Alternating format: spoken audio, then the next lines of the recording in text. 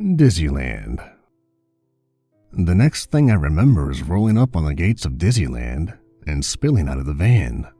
Judging by the looks we were getting, we must have been the oddest group of tourists who have ever darkened the magical kingdom's doorstep. The cab driver seemed like he was in a hurry to be rid of us. He nearly slammed the door on Satan's arm when Satan opened it to give him a tip. The driver took one look at Satan's outstretched palm and peeled out of the lot, muttering an impressive stream of curse words along with every possible pseudonym of the word lunatic.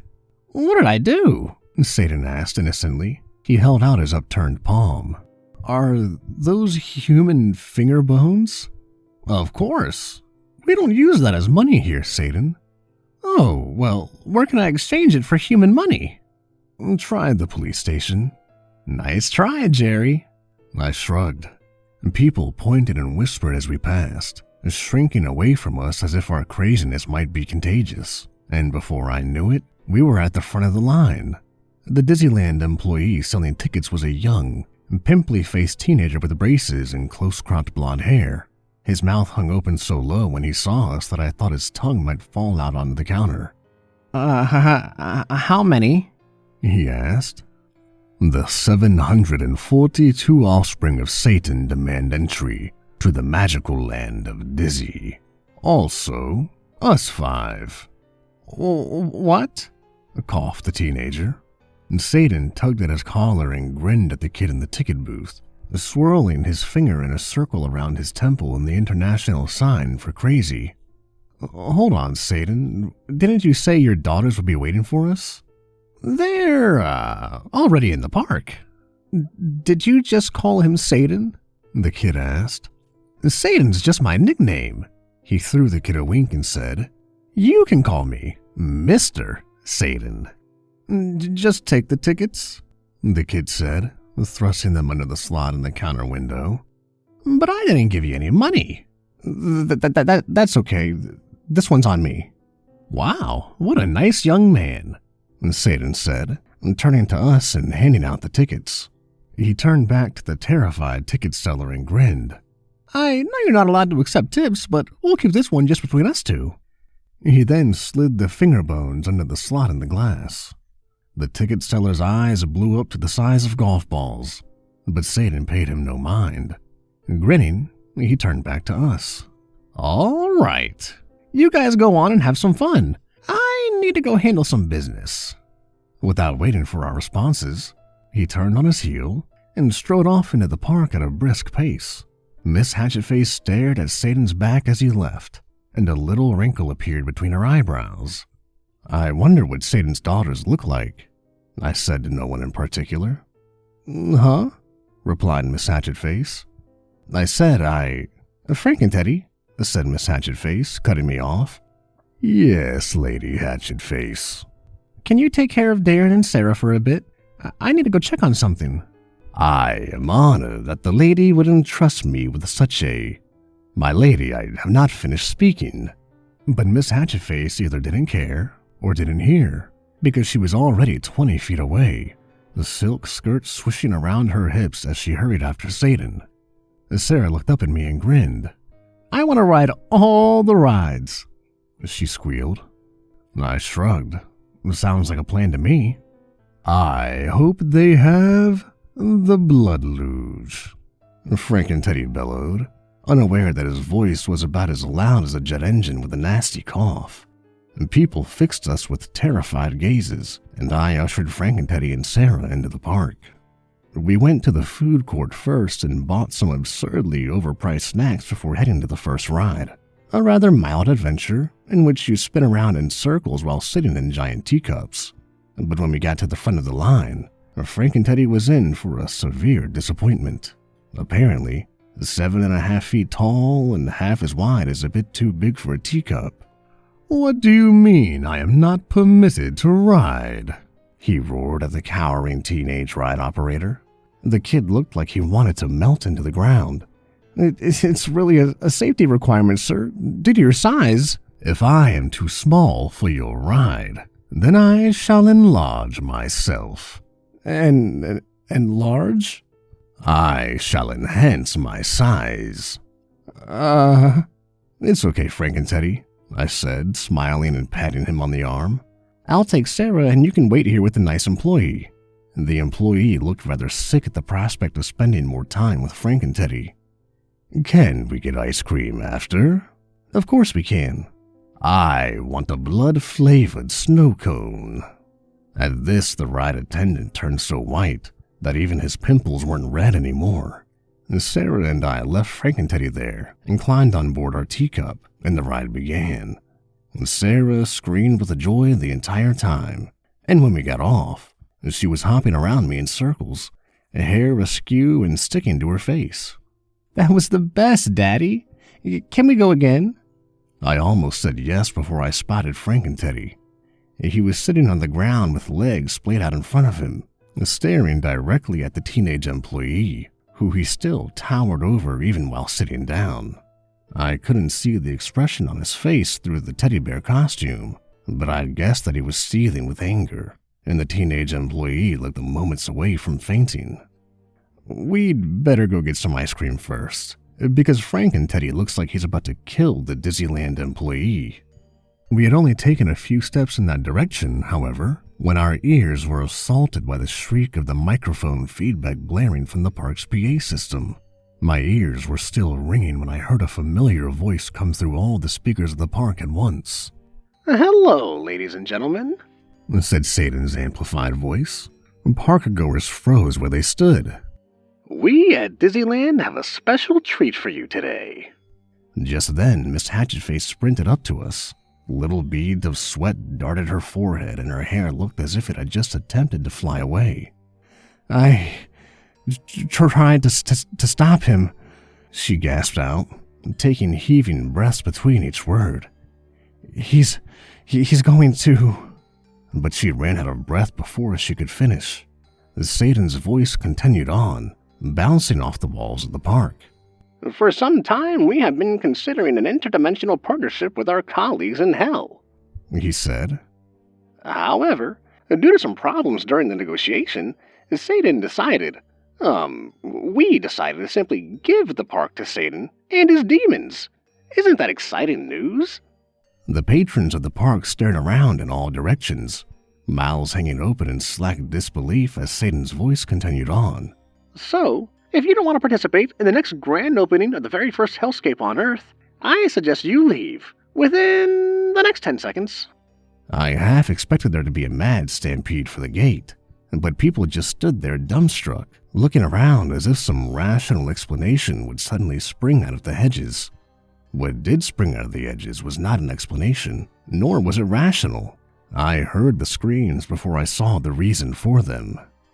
Big purple behemoths had begun bursting out from beneath the cobblestone streets, sending tiny shards of pavement whizzing by like shrapnel. Little leathery creatures zoomed around, like oversized mosquitoes on rainbow-colored wings. Sarah screamed as a 30-foot snake slithered past us, then screamed again when the snake came back to ask where the bathroom was. The purple-skinned behemoth smashed into the rides with huge stone clubs, and the air was filled with clouds of dust, splinters of wood, and chips of shattered brick. The ground all around us cracked like a humongous egg, and new rides exploded forth. Gigantic, tangled masses of ancient yellow bone and twisted metal. Purple flames erupted around the gates, erasing any hopes for escape. The windows of the mock castle at the center of the park exploded with red fire, and the brown stone spires became scaled with obsidian spikes and shot towards the sky like the giant talons of some huge beast. The doors to the castle burst open and a yawning cavern of darkness was revealed within. The insides of the cavern began to glow orange, and a loathsome feeling of dread seemed to emanate from within. And people scattered like pool balls after a break, tripping over themselves and running into walls. The intercom screeched again, and suddenly the park went still as we all paused to listen to the voice of Tina, Satan's secretary. Can Mr. Darren Rogers please report to Satan's office? It is located in room 1A on the first floor of the castle, said Tina in her tired, droning voice. I repeat, can Mr. Darren Rogers Please report to Satan's office. Thank you. I could feel the color drain from my face as the others all turned to look at me. I swallowed hard around the knot that had formed in my throat, thinking that whatever Satan had in store for me, it most likely wasn't good. But then I felt small fingers intertwine with mine and squeeze. I looked down to see Sarah smiling up at me. Don't be scared, Daddy. I'll go with you. I smiled back down at her, and we started off towards the office together. A mysterious phone call. We arrived at the former Dizzy Castle to see that Satan had wasted no time in adding his own personal touch. Demons lumbered through the halls, taking down the portraits of beloved Dizzy characters and replacing them with grotesque paintings of horrific hell beasts. Jerry, the hatchet-headed intern, met us at the door with a grunt and led us down the hall to the main conference room, which Satan had taken for his office. He had had the desk replaced with the smooth obsidian slab from his office in hell, and the fluorescent lights had been replaced with wooden torches. Behind the huge obsidian desk, the heads of beloved Dizzy mascots were mounted like hunting trophies. I hoped that they were empty. 2 large, glass-doored cabinets full of what looked like scientific equipment covered the left wall. The strange, metallic instruments within them busily buzzed and whirred, occasionally emitting bright puffs of rainbow-colored smoke.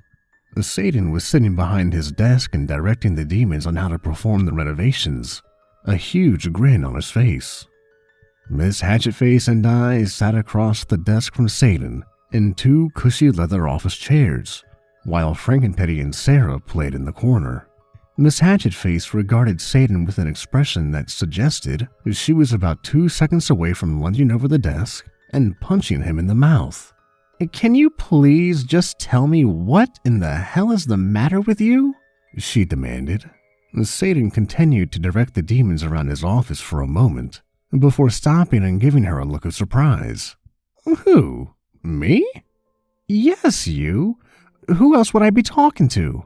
I thought you were talking to Frankenteddy. Miss Hatchetface cocked her head and squinted, only managing to sputter out a few incoherent sounds of anger. Are you going to be okay? You want me to buzz Tina and have her bring you a sedative? I don't want a sedative. I want you to be less of a jackass. I can try, but I can't make any guarantees. Do you have any more manageable suggestions? Miss Hatchetface closed her eyes and took a deep breath, and placing her palms flat on the obsidian desk. I just want to know, what kind of insanity possessed you to decide to destroy Disneyland and replace it with this garish demonic monstrosity? Satan twirled his goatee and a coy smile crossed his face. It's part of my master plan, he said cryptically. Which is? Satan tapped the side of his head knowingly. We're going to get into the theme park business. We've already got the parks down in hell. All we have to do now is move them up to Earth. We're going to open franchises all over the continental United States. And that's only the beginning. Okay. Forgetting for a second that you are completely insane, why do you want to open theme parks across the U.S.? What do you mean, why? He asked, straightening his tie in the mirror that sat on his desk. For the same reason anyone does anything. Money. What? I said. You live in hell. What could you possibly want with Earth money? Well, first of all, Satan said, giving up on his tie and turning back towards us. I never wanted to live in hell. He took a little round mirror out from his pocket and began picking at his teeth, dislodging a large chunk of lettuce and flicking it across the room. Second of all, do you have any idea how expensive a human soul is? I don't know, and I don't care, I said, irritated. You shouldn't be buying people's souls in the first place. How would you feel if somebody else owned your soul? Satan laughed. I don't have a soul. Because you're a demon? Because I'm a CEO. Ah. Look, Dylan, I've got big plans for us. Us? You, me, Sarah, all of us are going to have to chip in. I'd ask my daughters to help, but they take after their mothers, and sadly, all 187 of my ex-wives are depraved lunatics. Satan, do you maybe think you're the one who... Besides, Sarah being my direct descendant on Earth and all, it seems appropriate that she be included in my plan. A thought flashed through my head with a twinge of pain. There's something about a powerful satanic ritual and the portals between dimensions. I tried to seize on it, but it was useless. The thought had gone. That's absolutely ridiculous, I insisted. Is it? Satan asked. The ritual of a Mud Nagar is the ultimate test, Dylan. Nobody but my direct descendant on Earth could have widened the portal between Hell and Earth to allow me to passage. They just wouldn't have sufficient magical power. Wait a second, I said. My stomach sank. Is this a roundabout way of saying that you had sex with my ex-wife? I don't know. Is your ex-wife a demon? No, not in the literal sense at least. Wow, ex-wife humor? That's a little trite, isn't it? I thought you were supposed to be a writer. I had just watched an army of demons take over Disneyland. I apologize if I'm a little out of sorts. Well, I'm sure you'll think of a singer in editing. Look, if you didn't sleep with my ex-wife, how on earth could Sarah be your descendant? Well, the 70s were a crazy time, Dylan. Sexually, I mean. Who's to say there aren't thousands of little half-demons running around on Earth? I mean, where do you think all the Ritalin kids came from? Satan? Yes, Dylan. Can we please get back to the theme parks? I feel like we've already covered that topic in sufficient detail. Humor me. Sure. Do you like knock-knock jokes? That's not what I... So, you're going to open up amusement parks all over the U.S. That is correct. To make money. Exactly. To buy souls. Bingo. I don't get it. What are you going to do with all those souls? We sell them. What? I don't really have time to explain the basics of the free market to you, Jerry. Buy low, sell high. That's the gist of it. But what you're doing is evil, I insisted. It's just business, Jerry. You ought to know that. Even Frankenteddy knows what that means. Indeed, bellowed Frankenteddy. It's just business is what you say when you want to do something terrible and not feel bad about it afterwards. What? No, that's not it at all. But that's what you told me. Satan tugged at his collar nervously, and I realized that I was getting nothing out of this conversation but a headache. I brought my hands up to my face and rubbed, letting out a long sigh. Mr. Rogers, said Miss Hatchetface, do you mind if I cut in? Please do, I replied. With all due respect, Satan, she began before Satan cut her off. Mr. Satan. With all due respect, Mr. Satan, she continued, rolling her eyes. Have you really thought this through? Who on earth is going to buy human souls? Well, I expect the humans will buy them back at inflated prices. It's not too fun having your soul owned by the devil, after all. So you want to make money so that you can buy souls, and you want to sell the souls to make more money? Isn't that a little circular? Satan sighed. Look, you're overthinking it. An effective business strategy doesn't have to make sense. It only has to make money. Where on earth did you get your business degree? Online college. Miss Hatchetface smacked her palm on her forehead. Satan, aren't those colleges kind of... What? Scams? Why? Because they lure in naive young people with promises of a better future, and then bilk them out of thousands of dollars in exchange for a degree that you have to print yourself at home? Yeah, that's the reason I was thinking of. Well, you may call that a scam on Earth, but in hell, we call it a master class in practical business ethics. Okay, said Miss Hatchetface. Then what about all of this? She motioned to the cabinets full of scientific equipment, and for the first time since the start of the conversation, Satan looked visibly uncomfortable. He shifted nervously in his chair and pulled on his goatee.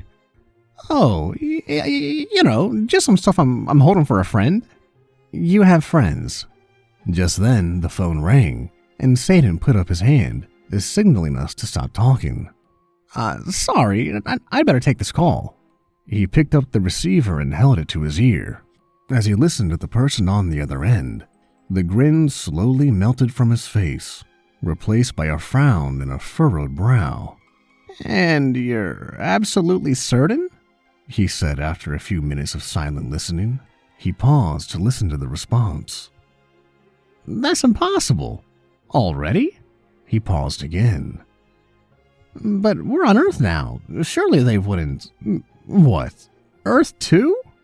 Satan's frown deepened. What am I supposed to do about it? There are some things that even I can't... Yeah, I understand it. I'll be right there." The Satan looked as if he had aged 10 years in the course of the 30-second call. His normal carefree grin had been replaced with lines of deep worry, and its shoulders had visibly slumped. He let out a deep sigh and rubbed his forehead. He put on a forced smile and looked up at us. "Well," he said, clapping his hands together, "I've got good news and bad news."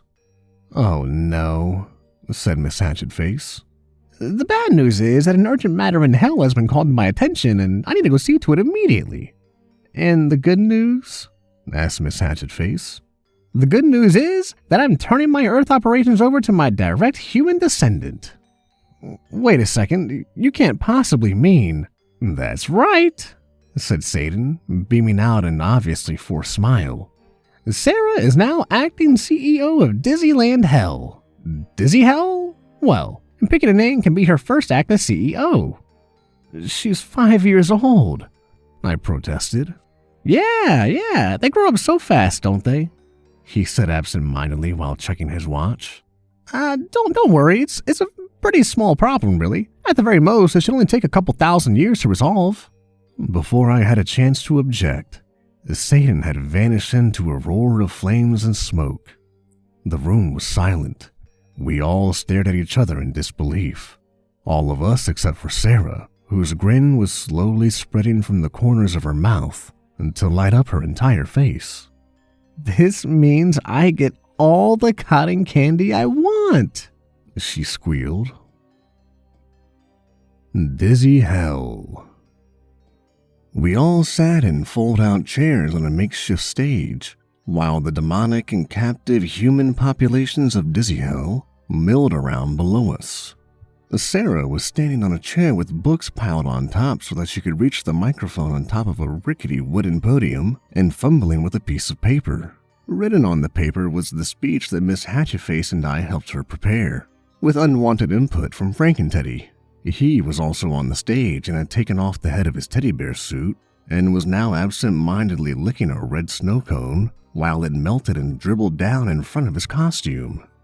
"Friends," Sarah began, even though her amplified voice was still small and quiet. She cleared her throat. "I have gathered you here today to announce a change in Dizzy Hell management. The Dark Lord Satan has gone away on urgent business, and in the meantime, I'll be your acting CEO." I smiled a little as Sarah pronounced the word CEO as CEO. "You may be wondering what that means for the future of the park. Firstly, all food will now be provided free of charge. Secondly, all flies of butter are not to be harmed on pain of death and eternal damnation." Frankenteddy nodded his approval at his addition to the speech, and confused murmurs went up from the crowd. "Thirdly," Sarah said, folding the paper up into a neat little square and placing it in her pocket, "have fun." The crowd below stood in awkward silence as the humans and demons below wondered what they were supposed to be doing. Sarah frowned and looked to me for answers, but all I could give her was a perplexed shrug. Frankenteddy stood up and lumbered over to the microphone, his steps clumsy and uncertain in the giant snow cone stained bear costume. He lifted Sarah off the chair and set her gently on the ground, seizing the microphone in one of his humongous costume paws. His throat clearing sounded like a chainsaw being taken to a brick wall. "The Dark Lord Satan commands you to have fun," he roared. The crowd remained still and stony-faced, and it was Frankenteddy's turn to look to Sarah for answers. Instead of a perplexed shrug, she gave him a smirk, and motioned for him to set her back up on her chair. Once he had done so, she took the microphone in her hand and gave him a side-eyed smile. "Ahem," she said, trying and failing to fight back a grin. "Everybody, dogpile Frankenteddy." Frankenteddy's look of surprise barely had time to register as the human children below stormed the stage, leaping at and climbing him as if he were an enormous fuzzy tree. Sarah looked to me and smiled, and her eyes shone bright in the sun. "Satan, give me courage," Frankenteddy said as he disappeared under a writhing pile of children. "There is no greater honor than to die in battle." Miss Hatchetface covered her mouth and laughed. Sarah leapt off the stage and ran at another demon. An ugly, bipedal, lizard-looking thing with a pot belly and 2 stunted arms like a T-Rex. "Everybody dogpile this thing," she shouted. A few braver children joined her charge, sprinting full tilt at the squat green demon. The demon waved his tiny arms in protest, but was quickly bowled over as Sarah and her vanguard tackled him. A flood of others followed, burying the demon's weak protests under a chorus of shouts and giggles. With that, the icy atmosphere of the park seemed to thaw a little, and the children wandered over to the other demons who carried them off to new rides, while their parents watched in slack-jawed horror. Frankenteddy had finally managed to fight his way to the top of the pile, and he made his way over to us now, dragging along a few children who had refused to admit defeat, and now clung to his legs giggling. "It seems this land of Dizzy is an acceptable substitute for the pox of pain and damnation in hell. Though I hope that there are many, we shall need them when Satan closes down." Miss Hatchetface's smile vanished, and a look of worry took its place. "What do you mean, closes down?" she asked. "The Dark Lord Satan means to close down hell and relocate business operations to Earth." His tone suggested he found this to be thoroughly uninteresting. "He what?" gasped Miss Hatchetface. "And how do you know this anyway?" "I heard him discussing it in his office with Sarah while you and Lord Rogers toured the Department of Daryl." Miss Hatchetface buried her face in her hands and drew a breath, long and deep, before looking back at Frankenteddy. "And why in the hell didn't you say something earlier?" Frankenteddy shrugged. "Nobody asked me." Satan's Secret. Miss Hatchetface and I had left Sarah to play with the other children, while we escorted Frankenteddy back to the office for questioning. The 3 of us were seated around the vast obsidian slab that served as Satan's desk. The dim torchlight danced across the polished black stone surface as Frankenteddy gorged himself on various snacks that he had stashed inside the lower half of his bear costume. So far, I had counted 18 candy bars, 7 bags of Cheetos, and a full plate of spaghetti. Our questioning had been going rather poorly, with the exception that Frankenteddy as of yet seemed utterly oblivious to the fact that he was divulging top-secret information. "So, let's go over this again," repeated Miss Hatchetface. Frankenteddy shrugged and pulled out another bag of Cheetos and ripped into it. "He believes that the future of hell is not stable. He wishes to relocate all future business operations to Earth." "But why?" I asked. "What does Earth have that hell doesn't?" "A great many things, Lord Rogers. Cotton candy, hot dogs, cartoons involving talking sponges." "But why does he believe that the future of hell is unstable?" asked Miss Hatchetface. "He seems to believe that there is some imminent threat to hell's safety." The words of Satan's phone call echoed in my mind. "Earth too?" he had said. "He could be planning anything. I can't get a handle on that guy. One minute he's all smiles and cheer, and the next he's raising the beloved family theme park to the ground. Miss Hatchetface shook her head. You don't know the half of it. I'd be surprised if even Satan knew what his plans were. He's always been a couple dice short of a Yahtzee, if you know what I mean. What is a Yahtzee?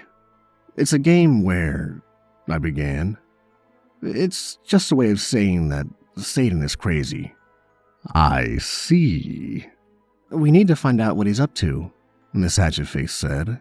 Her face was dark and stern. How? He's all the way down in hell. Do you know where he went, Frank and Teddy? I do not. Then how do we find him? I have an idea, but you're not going to like it. What is it? If Sarah really is Satan's descendant, demons will be compelled to obey her. We could find someone who knows where Satan went and track him down. Isn't hell dangerous? Not for the descendant of Satan. My stomach grumbled and I could feel myself frowning. I didn't like the idea of taking Sarah down to hell again one bit, especially not with the specter of some imminent and unknown threat looming over it. Still, it didn't seem like I had any other options. I sighed and Miss Hatchetface looked at me expectantly. So, do you want to go to hell? All right, fine. Just please don't put it that way. Let us make haste to the kingdom of Satan, Frank and Teddy chimed in helpfully. That's not really any better. Troll Demon, PhD. We arrived to a red wasteland of yellow bones and black smoke. Bruised purple clouds drifted slowly across the blood-red sky. Obsidian cliffs crowded the landscape, and the air stung the back of my throat with a sulfuric tang. Where are we? I coughed. This is supposed to be the office of Satan, bellowed Frank and Teddy, who had by now stripped off his snow-cone-stained costume. It's gone, Miss Hatchetface said, stunned. Where do we go now? I scanned the horizon, but it was empty desert except for broken bones and a colossal blue rock. There, Sarah said, pointing at the rock. There? The rock? It's not a rock.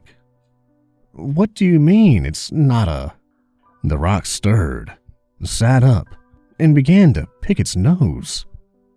Oh, what I had mistaken for the rock could be described best as a troll. It had thick, scaly blue skin, and two stubby white horns that looked like they had been chipped at with a jackhammer.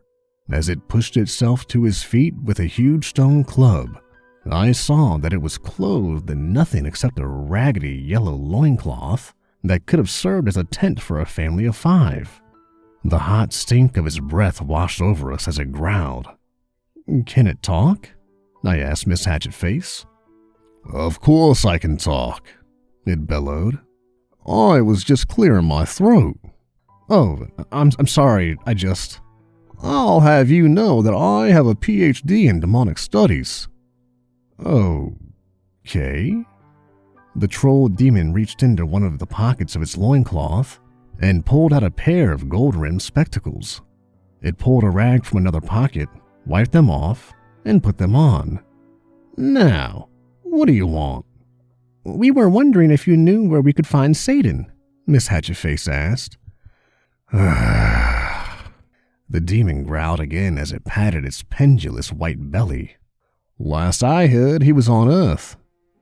That's it? Do you know what happened here, where Satan's office went? The troll demon rubbed its chin. Why should I tell you? I opened my mouth to respond, but Sarah patted me on the arm and said, I'll handle this one, Daddy. She stepped towards the demon and puffed out her little chest.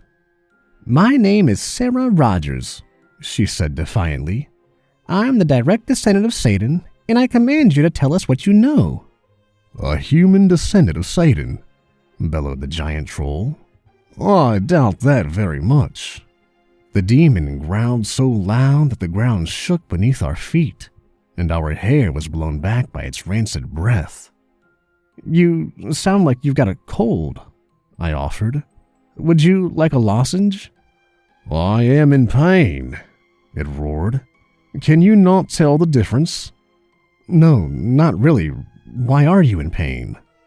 The troll smacked its Buick-sized club into the ground, sending up a huge red cloud of dust. "By what dark treachery do you command me, little human? There is no satanic blood in you. I can smell it." "You can smell my blood? That's gross." "Of course I can smell your blood," bellowed the troll. "And the other human should take it easy on the donuts, by the way. His cholesterol is absurd." "I'm on a diet," I said. And it was true. Ever since Miss Hatchetface had come to live with us, she insisted on cooking every meal with sulfur. The troll rubbed its stomach and grumbled. "Well, go ahead and get on with it. What do you want to know?" "Everything," said Sarah. "I don't know everything. And to tell you what I do know would take longer than one of your pathetically short human lifetimes." "Then just tell us the interesting stuff," said Sarah. "Fine," sighed the troll, rolling his eyes. "Satan's office was here. Now it's not. I was asleep and didn't see what happened." "That's it? Do you have any idea where Satan went?" "He has forbidden me from telling. I cannot say, even to you." There was another earth-shaking roar and the demon fell to its knees. "He went to the gate of Oractar," it bellowed with a strangled cry of pain. The troll dropped its club to the ground, sending up a cloud of red dust that all but blinded us. The demon was only a colossal dark shadow in the dusty fog as it seized its head with both hands and roared. Without warning, it picked the club back up and swung it, catching Frankenteddy in the stomach and sending him rolling backwards head over heel. The troll demon roared again, raising the club above his head to strike. "Stop!" yelled Sarah. But the troll demon paid her no mind. It smashed its club to the ground next to her, missing by mere inches. The ground splintered and chunks of rock went flying. The troll demon aimed the next blow at Miss Hatchetface. She stuck her hands out in front and caught the club as it slammed into her chest. The blow sent her skidding back 20 feet, but she didn't let go of the club. Instead, she wrapped her arms and legs around it in a bear hug. The demon raised the club up and waved it in the air, trying to shake her off like an unwanted insect. She did indeed fall off, landing on the demon's head. The club came sailing through the air again, and I rolled out of the way just as it came crashing down beside me. I looked up to see Miss Hatchetface with her arms wrapped around the troll's fat and ugly head, one seizing on a horn and the other stuck inside a giant nostril. The troll grabbed hold of her and pulled her off, squeezing her in its enormous scaly fingers. I was pushing myself to my feet to run and help, when something smashed into me from behind and knocked me back into the dirt. I looked up to see Frankenteddy sprinting full tilt at the demon. He buried a fist into the demon's bulbous gut, and it dropped Miss Hatchetface back into the sand. She didn't move once she hit the ground. The demon raised its club to strike again, but there was a bright flash of silver light, and its head ballooned to 10 times its size, sending the troll toppling to the ground, unconscious. I looked over to my left and saw Sarah holding out the remote of minor inconveniences like a sword. Frankenteddy stood panting with his hands on his knees, and Miss Hatchetface still lay unmoving on the ground. I ran over and knelt beside her. Her eyes were closed. I bent down to see if she was still breathing. Achoo! Her forehead smashed into mine as she lurched forward to sneeze. Little purple stars swiveled and danced across my vision. "Sorry, I'm allergic to hell dust." "It's fine," I replied, rubbing my aching forehead. "You've got a really hard skull." She put on a sheepish grin. "Thanks." Frank and Teddy walked up and held out what looked like a polka-dotted scrap of tablecloth. A handkerchief for the Lady Hatchet-Face. Oh, thank you, Frank and Teddy, she said as she accepted the handkerchief. But where did you get this? From my pocket. You have pockets? Of course. But you don't wear any clothes. And? Nothing. I don't need a handkerchief right now. Thanks, Frank and Teddy. Miss Hatchetface looked a bit green as she handed the handkerchief back to Frank and Teddy. Are you, gonna put it in your pocket? She asked. Later. Okay. Sarah came over and sat down in the dirt next to Miss Hatchetface. She didn't say anything, but it was obvious she was upset. What the hell happened just now? I don't know, replied Miss Hatchetface. But it's not good. The troll shouldn't have been able to attack someone with the blood of Satan. The moment it swung the club, it should have burst into flames, and... She looked at Sarah. What? Sarah asked. How did you make the demon obey you? What do you mean?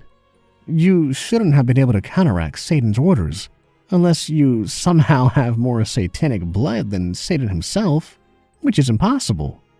Sarah frowned. Regardless, Miss Hatchetface said, this is no longer the place for a little human girl and her father to be wandering around. Frank and Teddy, I want you to take them back. Sarah opened her mouth, as if she was about to argue, but she seemed to think better of it and closed it again, slumping her shoulders. I also believe it to be prudent, Frank and Teddy replied. He raised his arms and the purple and black flames licked up around us, but this time, there was no sensation of being sucked up through a straw. This time, we stayed exactly where we were. What the? Miss Hatchetface said, stunned. I do not understand. Miss Hatchetface turned her face skyward. Oh my God, he sealed it up. It cannot be. What happened? I asked. Miss Hatchetface looked at me. She had gone so pale she could have passed for human. Satan sealed the exits of hell. There's no way for us to get back to Earth now, not unless we can find him and get him to unseal the portal. Oh, my stomach gave a nasty, squirming sensation. Then I guess we have no choice but to head to this Oractar place. Do you know the way? At the mention of Oractar, Miss Hatchetface went even paler. Demons aren't allowed at Oractar.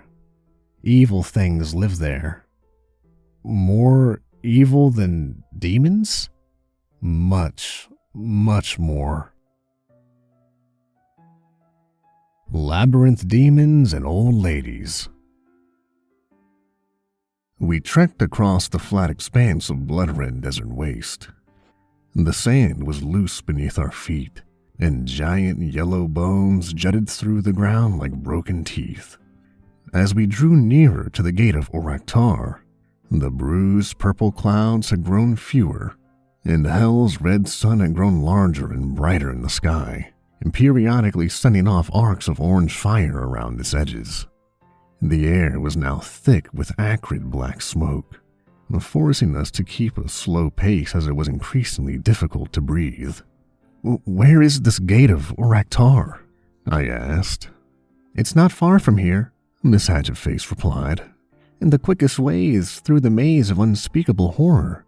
After that, we just have to cross the river Styx and we'll be there. My stomach dropped half a foot. Is there a way around the maze of unspeakable horror? It doesn't really sound like a very kid-friendly place. There is, but it's 500 miles out of the way. Ah. Don't worry, said Miss Hatchetface, giving me a reassuring pat on the shoulder. I've navigated the maze plenty of times before. Satan includes it in the annual company fund run for charity. Satan gives to charity? Well, not really. Most of the money goes towards advertising all the good the charity does. Ah, gotcha. We trudged on for what must have been an hour before the high brown walls of the maze came into view, They were made of rough-hewn brown stone and covered with climbing green ivy. Above the maze, a black storm cloud hovered, jolting and flashing with electricity and emitting a slow, steady rumble of thunder that bore an unsettling similarity to the growl of a very large animal. The hairs on the back of my neck stood up as I looked at the maze. I turned to Miss Hatchetface. "You want me to go in there?" I asked, hoping she'd catch the reluctance in my tone. "Don't worry, it looks a lot worse than it is. Besides, it's probably abandoned just like everywhere else." I shook my head. "First off, I'm a dad. It's my job to worry. Second, I really don't think probably is good enough. We've been through this already. Sarah is the descendant of Satan. Nothing down here can harm her. Except for giant homicidal trolls, you mean?" "Well, oh, come on, Daddy," Sarah interrupted. "Don't be such a baby." Without waiting for my response, Sarah charged ahead into the maze's entrance. I yelled for her to wait, but she was already out of my sight. I sprinted after her, and I could hear Frank-N-Teddy and Miss Hatchetface behind me. We caught up with Sarah before we made it too far into the maze, which was different than the surrounding hellscape. The blood-red sand of Hell's deserts had been replaced by a loamy, dark brown soil, and the blistering heat of the crimson sky had been replaced by a moist coolness and a roof of dark thunderclouds. The entire maze was eerily silent but for the rumbling clouds overhead, and our footfalls and voices were muted, as if the walls did not reflect sound but instead absorbed it. We treaded slowly and carefully as Miss Hatchetface recited the directions to herself under her breath. As we made our way deeper, towards the heart of the maze, I noticed a familiar, uneasy feeling begin to grow in the back of my mind. At first, I tried to shake it off as simple paranoia, but the deeper we went, the harder it became to deny, and now I was sure of it. We were being watched. I turned my head left and right at every shadow that played across the wall, every minuscule sound that I imagined underneath the ever-present growl of thunder, but my eyes could not catch anything out of the ordinary. When they finally did, it wasn't the presence of something that shouldn't be there that I noticed, but the absence of something that should have. Suddenly, and without warning, Miss Hatchetface was gone. My heart instantly leapt into my throat and stayed there, throbbing uneasily and choking the words that I had intended to sound brave. "Miss Hatchetface?" I called out, but there was no reply. I looked to Frank-N-Teddy. "Did you see where she went?" I asked. Frank-N-Teddy simply shook his head, a deep expression of unease stealing across his normally carefree face. I turned back around and started calling for her again, my voice small against the oppressive silence of the high stone walls and the low rumble of thunder above us. "It's no use, Frank-N-Teddy. Do you know what could have happened to her?"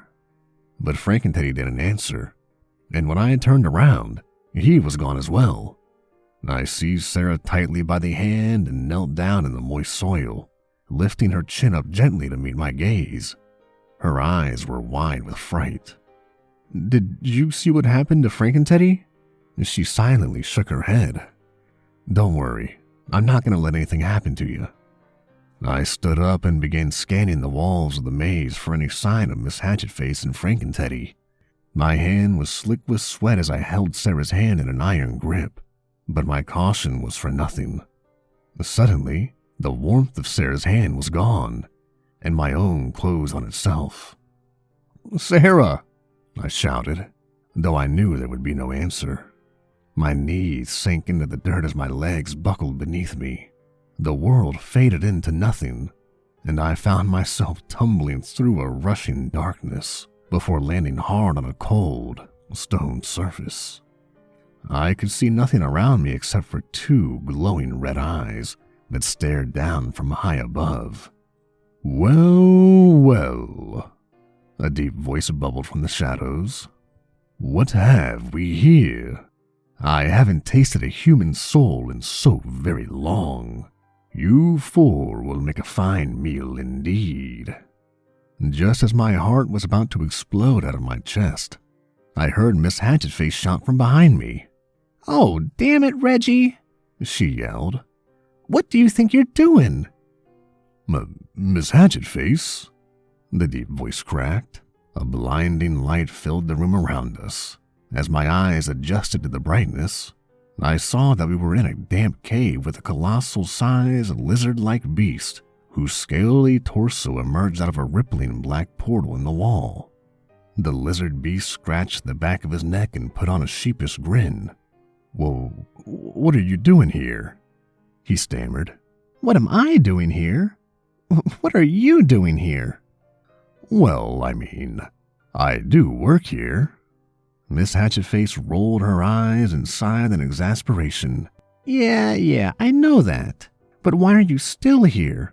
Every demon for miles has abandoned hell for Disneyland up on Earth." This time it was Reggie's turn to sigh. "I know that, but I'm stuck in the wall." "What?" replied Miss Hatchetface. "How is that possible? You're a labyrinth demon. You can leave the wall anytime you want. You came to the office Christmas party at Benihana's last year." Reggie looked at the ground, his eyes shifting uneasily. "Yeah, well, I've gained a little weight since then, and, you know." I don't get it," Sarah said. "I believe that Reggie's too fat for the portal," bellowed Frank and Teddy. Yeah," Reggie coughed. "That's it." "Well, why didn't he just say that?" Sarah asked. "I believe he is embarrassed of his immense and sudden weight gain because it makes him feel unattractive," Frank and Teddy droned on. "But he need not feel embarrassed." "Gee, thanks, Frank and Teddy." "No need to thank me," said Frank and Teddy. "You need not feel embarrassed because you were equally unattractive before the weight gain." "Oh," said Reggie. "So," Miss Hatchetface said, "is there anybody else here we should know about?" Reggie scratched at the space between his snake-like nostrils. His eyes shifted uncomfortably to the side. "Well, Miss Thompson is here." "Oh, no, not that miserable old crone." "What's so bad about Miss Thompson?" I asked. Miss Hatchetface blew out her heaviest sigh yet. "She's the meanest, most miserable wretch in hell. She guards the center of the maze, but in reality, she's not even supposed to be here. When Hellcorp bought up all the local real estate to build the maze, she was the only one who refused to move. They even bulldozed her house, but she just set her teacups up in the middle of the rubble and went about her business. Then they bulldozed her, but she popped right back up out of the ground like a weed." "She also once called me a brainless, oversized toy," boomed Frank and Teddy. "But you are a brainless, oversized toy," said Reggie. "Yes, and you are enormously fat." Reggie slouched in his portal. "Don't worry, Mr. Monster Man," said Sarah. "I don't think you're fat." Reggie perked up a bit. "You are pretty ugly, though," she finished. Reggie sank back down like a deflated balloon, his self-esteem no doubt damaged beyond repair. "Maybe we can focus on the problem at hand," said Miss Hatchetface. "Reggie, do you think you could take us through the maze wall and go around Miss Thompson?" Reggie scoffed. "First you call me fat and ugly, and now you want me to do you a favor." "Yes, please," said Sarah. Reggie smiled down at her. "Well, you are awfully cute. I could take you through the wall, I guess, but since none of you are wall beasts, there is a slight chance that the endless void between dimensions would turn your brains to applesauce." How much is slight?" asked Miss Hatchetface. "Somewhere between 50 and 100%. "How is that a slight chance?" Reggie shrugged. It's more or less slight, isn't it?" "No, it's more. It's definitely more."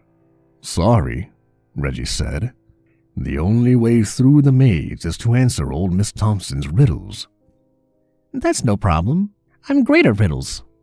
I know you are, honey, Miss Hatchetface sighed. but Miss Thompson isn't. She's too old and senile to remember the answers to her own riddles. She can barely even remember the riddles themselves. Rolling her eyes, she turned to Reggie. Can you please just drop us off where you found us? We've already wasted enough time here. Sure, said Reggie.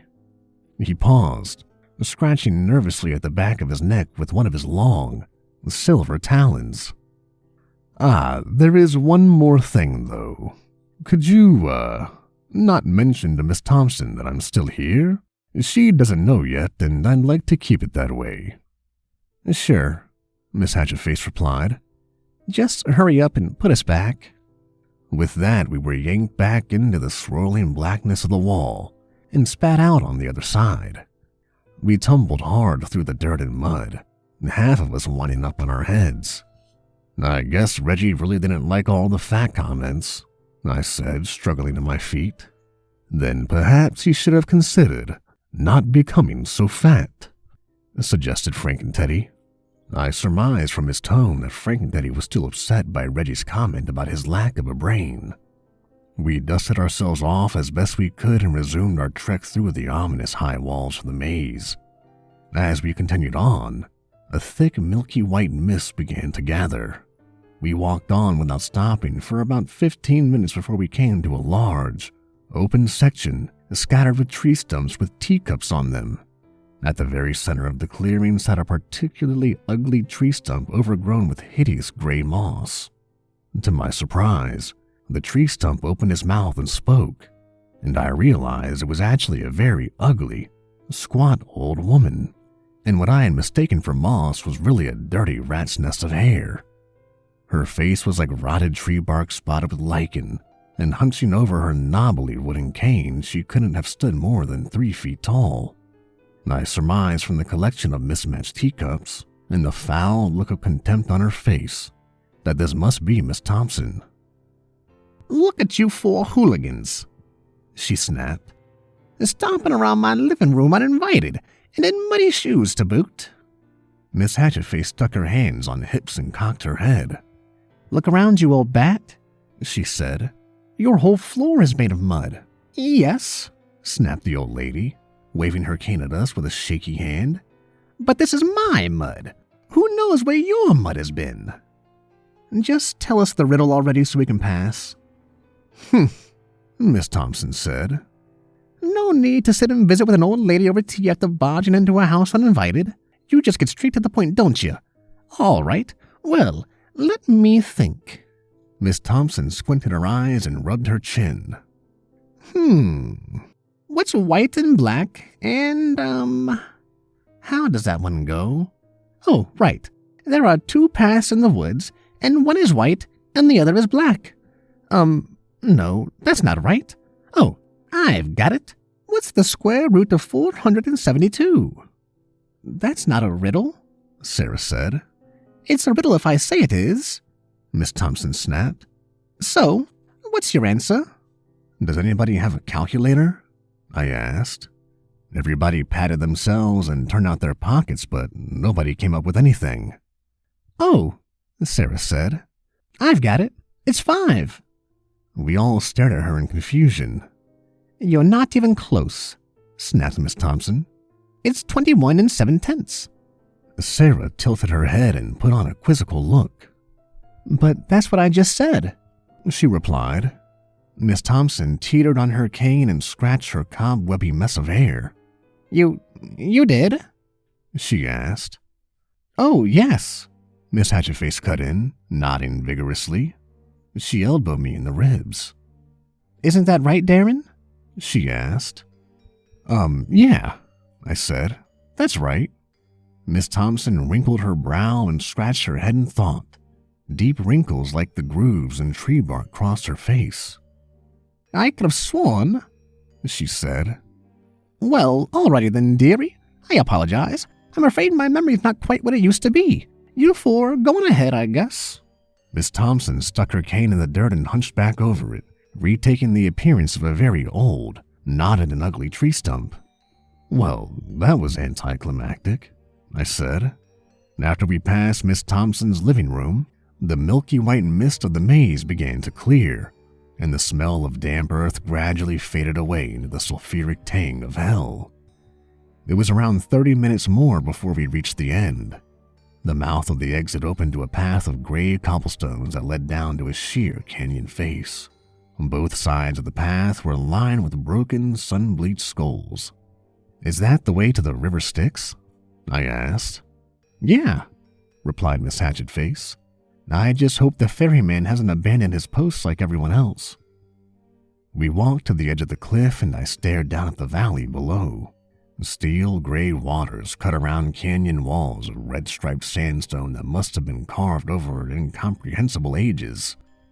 A lone ship bobbed at the near bank of the river. "How do we get down?" "We'll have to make a hike of it," Miss Hatchetface replied. She nudged at the path with her foot, and I saw a clearing in the rocky ridge that lined the edge of the cliff face. I followed it with my eyes along a path of gray cobblestones that snaked its way back and forth down the mountainside until it disappeared in the distance. The path was at points wide and gently sloped, and at other points only a few feet across along a steep decline, with sheer rock cliff on one side and nothing but air on the other. Staring down at it gave me vertigo. "It's best not to look down," said Miss Hatchetface. The River Styx. It took us 4 hours and 2 near-death experiences to hike down the cliff face waiting to the boat. It was the largest ship I'd ever seen by several times over. The hull was a massive construction of dark pitted wood and iron, and the sails were ghostly gray and moth-eaten. The ferryman stood at the river, leaning on a long wooden oar. He stood at least 10 feet tall, and he was clothed in a ragged, salt-stained cloak that obscured his face. He was still enough he could have been mistaken for a statue, until we drew nearer to the riverbank and he spoke. "Who goes there?" he challenged. His voice was slow and deep, like the motion of the river. I looked to Miss Hatchetface for reassurance before I replied. She gave me a weak smile that, for lack of a better alternative, would have to serve as my courage for the moment. "My name is Darren Rogers. This is Frankenteddy, and this is Miss Hatchetface, my nanny. And this is my daughter, Sarah." The ferryman didn't answer. I looked at Miss Hatchetface again for guidance, but she merely raised her eyebrows and shook her head. "Why do you seek to cross the River Styx?" I cleared my throat. "We seek the gate of Oractar. We have business there." "No demon is permitted at the gate of Oractar," the ferryman replied. "It is a place of much evil." "Right, well, we know that. I guess we were hoping that maybe just this once you could make an exception." The ferryman looked up at the sky, pausing for a moment. Whether he was considering my words or something else I could not say. Finally, when I was sure he wouldn't reply, he spoke again. "I have not ferried a soul across these waters in a millennium and more. Yet today my services have been called upon twice. Perhaps you should turn back the way you came. Even you must sense that mortal souls have no business in this realm." "Look, we need to speak with Satan. If we have to, my daughter here will command you to ferry us across and you'll have no choice but to obey." The ferryman turned his hooded face to Sarah before looking back to me. "I am not a demon," he said, his voice not straying from its methodical slow measure. "Nor am I beholden to the dark magic that resides within your daughter's blood. I will not deny your right to decide your destiny. I must warn you, however, you will not like the fate that awaits you on the other side of this river." A chill ran down my spine like a finger of ice tracing its way down my back. And what is that exactly? The ferryman looked at the sky again. Come, it is time to go. Without waiting for a response, the ferryman turned and climbed the boardwalk to the ship. Hesitantly, we followed behind him. The interior of the ferryman's ship looked as if it hadn't seen a living soul in thousands of years. The wood was ancient and reeked of mold, and it would creak and moan whenever the ship crested a wave.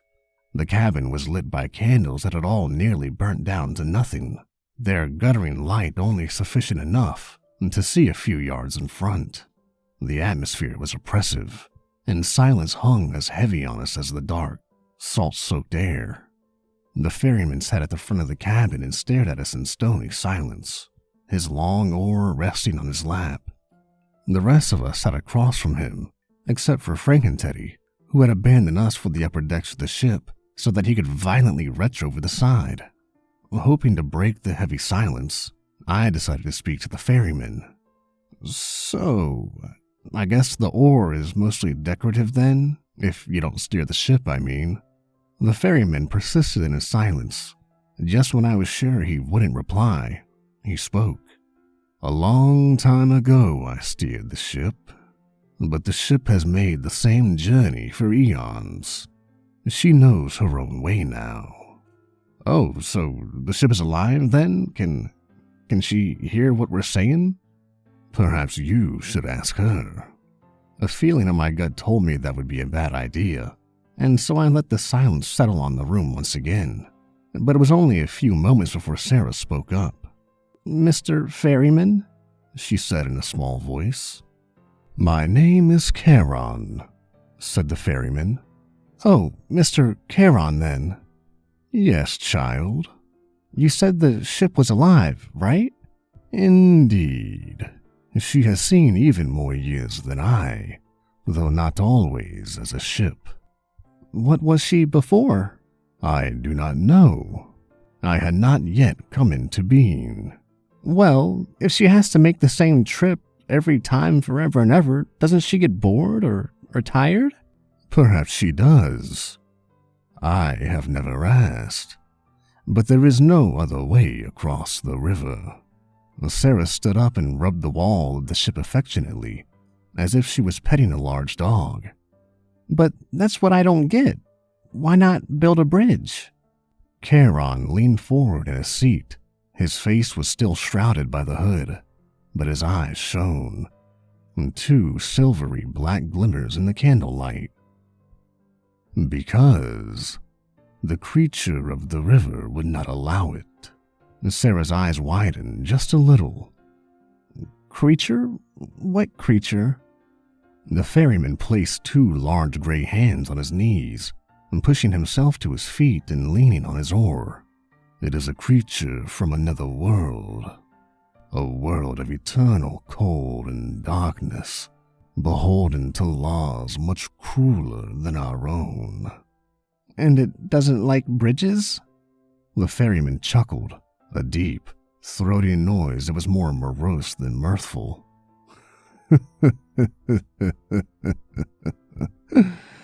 The river is the creature's domain. It does not allow anything to stray into its domain but this ship, and that only by an ancient agreement made by gods and devils, long since dead. Sarah was enthralled. What agreement is that? The agreement that we have broken, that only the dead shall pass its shores. The ship tilted and we slid over in our seats. Hold on, are you saying that we're not welcome on the river? I am saying that it is up to the creature whether to welcome you or not. And if the creature doesn't? Charon stared up at the ceiling of the cabin, quiet and statue still, and I got the feeling that he was not looking at the ship but through it, up at the red skies above. If the creature welcomes you, then fate has willed your journey to succeed. If not, well, that is beyond my control. The ship tilted to the side and I fell out of my seat onto the rotting wood of the cabin floor. The wooden planks of the cabin creaked and groaned as the ship gave another violent lurch. Then there was a sound, a terrible rumbling that rattled the floorboards beneath us. What the hell was that? The creature. It has not welcomed you. There was another rumble, louder this time, and the wood vibrated and hummed like a harp string. We rolled across the moss-stained floor as the ship rocked violently from side to side. What do we do? I shouted at Charon, but he did not reply. The ship bucked again and we flew across the cabin. I hit the floor face down and my face stung with pain as my nose began to bleed. I looked up just in time to see Sarah sprinting up the stairs to the deck. I tried to call out to her, but another tilt of the ship sent me rolling into the wall, smashing my shoulder hard against the dark, moldy wood. The only one who kept his balance was Charon. He stood stone still and calm, staring up at something only he could see. I scrambled to my feet and raced up the stairs after Sarah. The scene was chaos. The ship tilted and swayed as the river churned foamy and white beneath us. Frank and Teddy clung to the mast of the ship for dear life, while Sarah leaned over the rails. "Shit, Sarah!" I shouted, my voice drowned out by the roar of the waves. She didn't turn around. A giant gray tentacle reached out of the churning waters and coiled around the mast above Frank and Teddy, snapping it off like a giant toothpick. As the ship tilted to the right, I let go of the doorway to the cabin and let myself tumble towards Sarah. I slammed into the railing next to her and pulled myself to a standing position. "What are you doing?" I shouted above the fray. "Magic," she shouted. "Go back inside." A golden ball of light burst from her open hands and shot towards the water, exploding in a shower of dazzling sparks. My legs buckled beneath me as the ship lurched upwards, suddenly free of the water and sailing through the open air. I rolled along the deck until I smashed into something wet and hard. I turned around to see that my back was resting against a thick gray tentacle. My eyes followed the writhing mass of sinewy muscle, and I saw that it had coiled itself around the ship and began waving it through the air like a toy.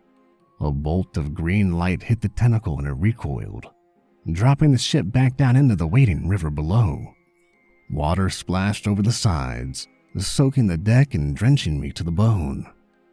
"We've got to go faster," I yelled at Sarah. "I'm on it," she yelled back. I watched as she ran to the stern of the boat and held her hands out as if she were pushing against an invisible wall. A huge plume of green flames exploded from her hands, and the ship rocketed forward, sending me rolling to the stern and Frank and Teddy flying off the mast to join me. I pulled myself up to look over the railing. Beyond the shimmering heat of the green flames, tentacles were thrashing around in a rage.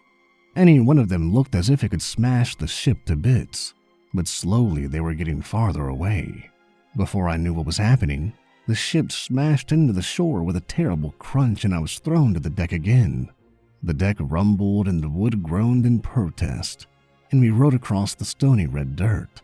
The ship slowed to a halt and I pushed myself to my feet to see that the river was well behind us.